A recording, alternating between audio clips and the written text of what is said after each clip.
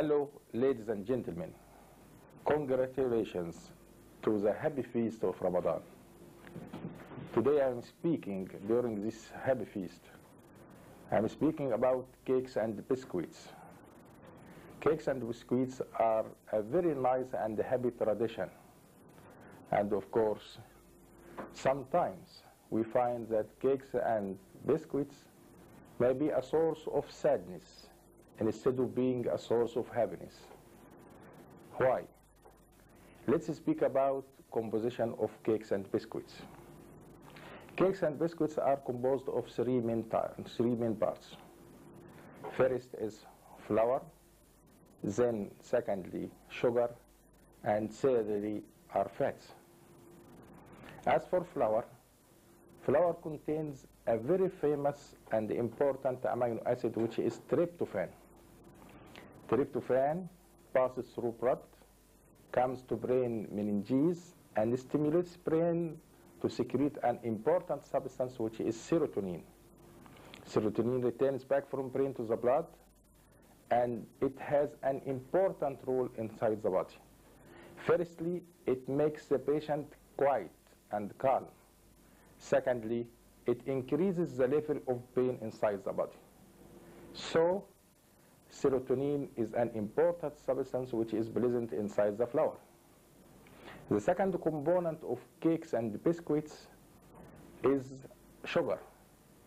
And sugar is very important in our health because once we eat sugar, it stimulates the pancreas to secrete an important hormone which is insulin, which promotes and increases the entrance of tryptophan inside the brain and accordingly increases the secretion of serotonin, which makes the person quiet and increases the level of pain. The third component was what is known as oils. And oils are formed of two main parts.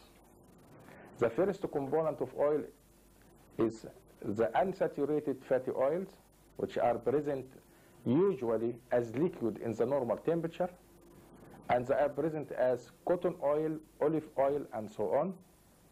These oils are very important because, firstly, because they are a main source of energy. Secondly, because they help to decrease the level of triglycerides, low-density triglycerides, and accordingly prevents their precipitation of the low-density triglycerides in the walls of capillaries, arteries, and veins, and accordingly they prevent the formation of cardiac thrombus or even hypertension or brain tumors and so on, brain hemorrhage and so on. The second component of oils and fats is the saturated fatty acids. And this component is solid at the room temperature, and saturated fatty acids are very important because at first they are a main source of energy, and then they help the absorption of fat-soluble proteins such as fat-soluble vitamins such as vitamin A and vitamin D, vitamin E, and vitamin K. Thirdly, they are very important, these saturated fatty acids, in the formation of nervous system, in the formation of brain. So we find that there is two types of fats, the saturated fatty acids and the unsaturated fatty acids. In making cakes and biscuits, we must let there is a ratio. A ratio of saturated fatty acid is 1 to unsaturated fatty acid is 2. This ratio must be kept in order to make our food delicious and very important. Now, I've spoken about the first part, which is the components of cakes and biscuits. The second part is how to make our cakes and biscuits delicious. There is what is known as order of cakes and biscuits, or in Arabic, ريحة الكعك. These order of cakes and biscuits are composed of 7 substances, which are number 1, قرفة, number 2, قرنفل, number 3, محبل, number 4, حبهان, number 5 is خميلة العرب, number 6 is كبابة, number 7 is كافور. These main 7 substances, what are known odor of cakes and biscuits, or in Arabic ريحة الكعك, these are very important to be put in our cakes and biscuits. Why? Number 1, because they increase appetite to cakes and biscuits. Secondly, because they are important in secretion of gastric secretions and intestinal secretions, which are very important in digestion of cakes and biscuits. Thirdly, because they prevent distension of intestine. Lastly, because they are very important in preventing rancidity, which makes cakes and biscuits very difficult during eating. So we are in need to build odor of cakes in our cakes and biscuits, and also keeping in mind that some types of cakes and biscuits, as غريبة and petit four, are formed mainly of saturated fatty acids, and they make difficulty during eating.